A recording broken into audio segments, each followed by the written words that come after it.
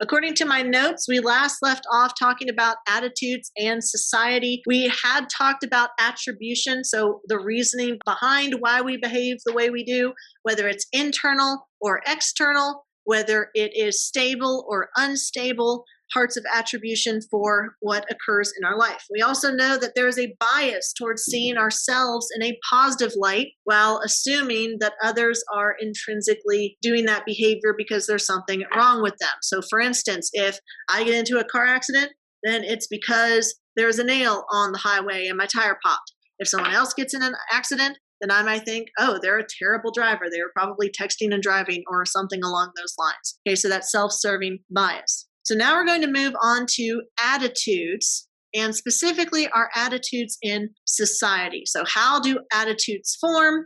How do they change over time? And then what effects do these attitudes have on our behavior? Now, Kurt Lewin, who is the father of social psychology, said that attitude is made up of 3 parts. You have your affects, your behaviors, and your cognitions. Affects are what? What is an affect? Emotion. Okay, exactly right. An affect is emotion. So your emotions or your feelings impact your attitudes. That's one part. Then you have your behaviors.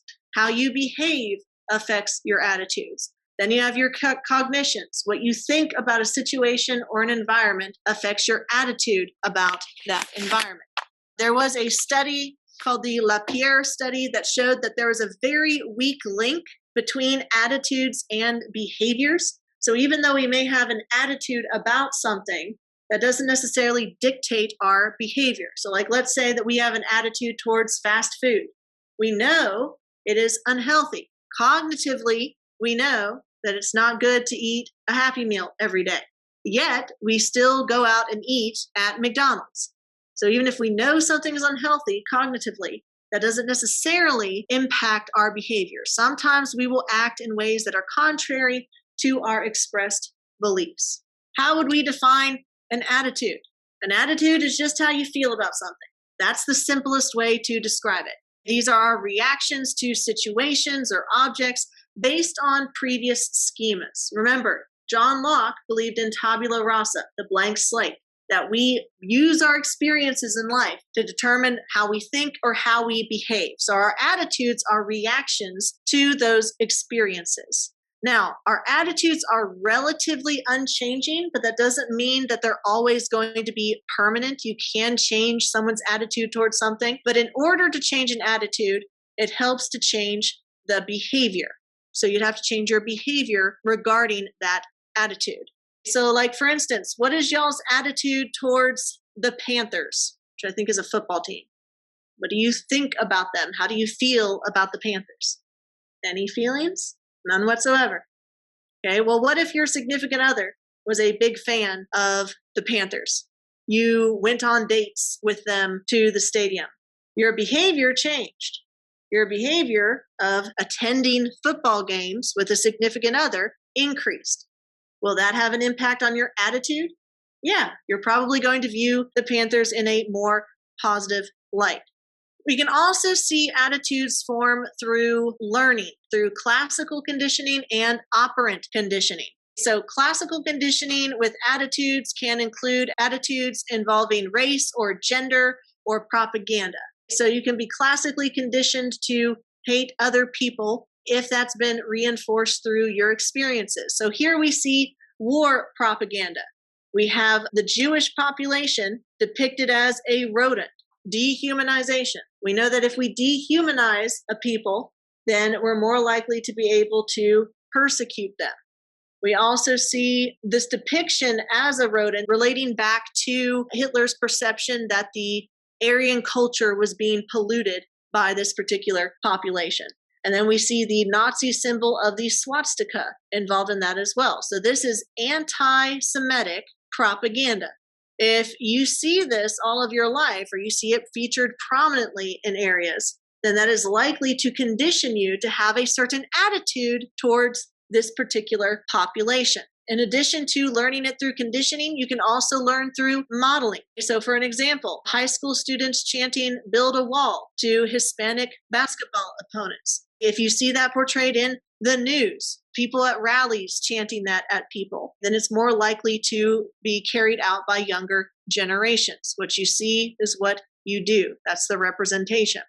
You also have the mere exposure effect. The more you're around an experience or an object, the more likely you will grow to enjoy that stimulus. This also works for attraction. So in terms of dating, just being around the person for an extended period of time repeatedly can lead to the mere exposure effect.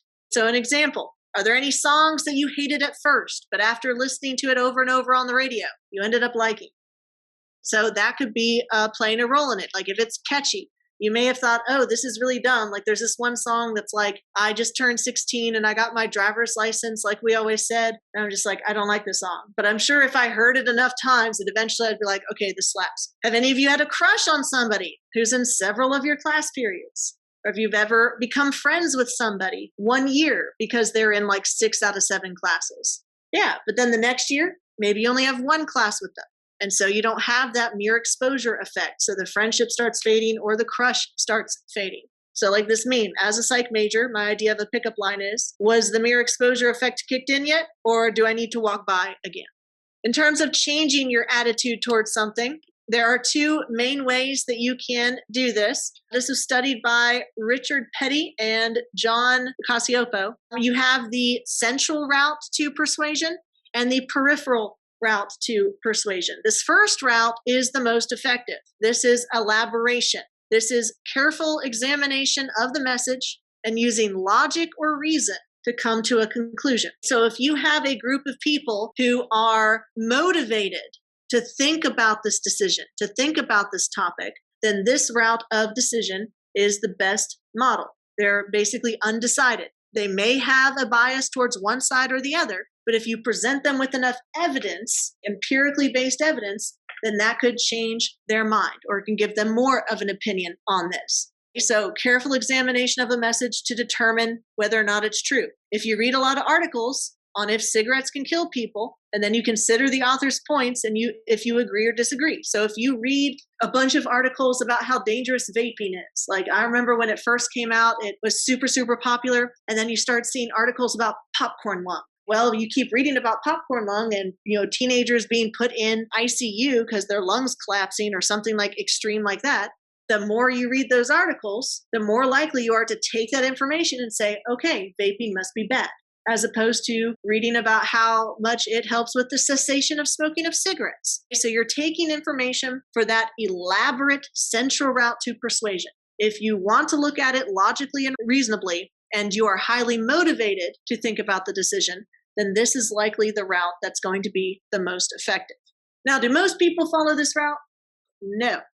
We tend to come in with preconceived notions about things, even if they're unconscious preconceived notions. And sometimes our ideas or attitudes about something can be changed by something that's completely irrational or illogical. That is the peripheral route to persuasion. Instead of relying on logic and reason, this relies more on emotion or other superficial factors. So like here, we see ads for hamburgers, for Hardee's.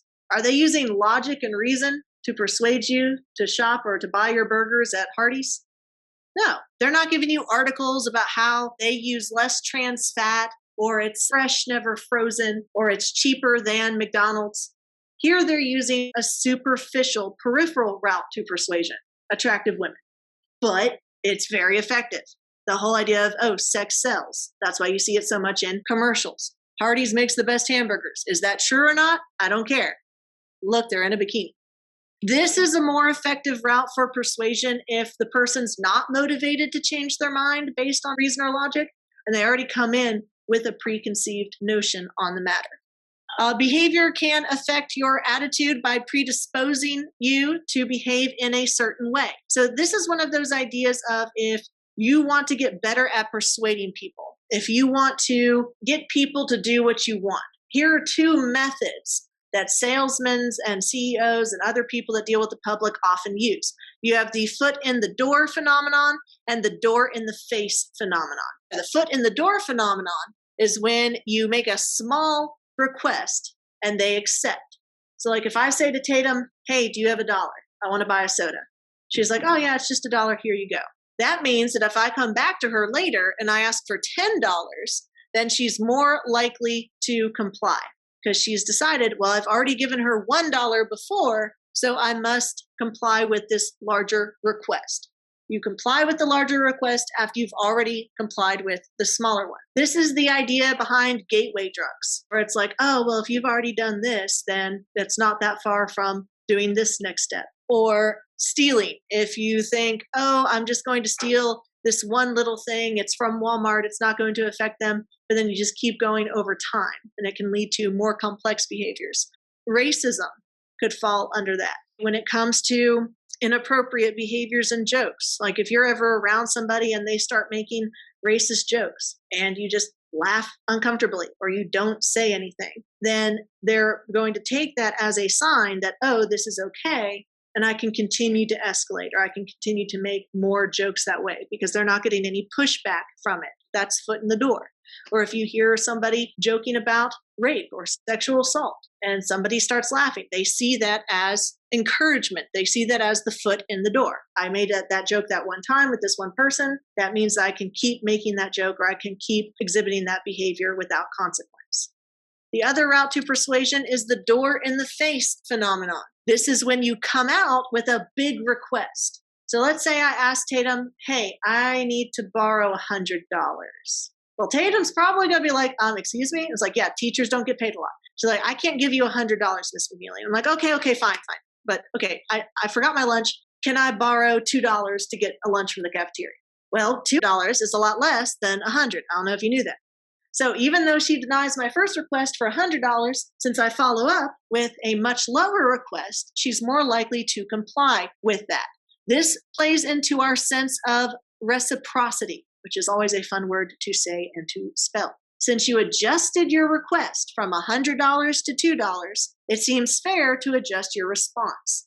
You said no the first time, but then they came back to compromise. Okay, I don't need 100, I need 2. So you're like, okay, that's fair. In terms of your attitudes and behavior, we do have a role between cognitive dissonance and your attitudes. So remember, cognitive dissonance is when you're uncomfortable because of the disconnect between how you behave and how you think.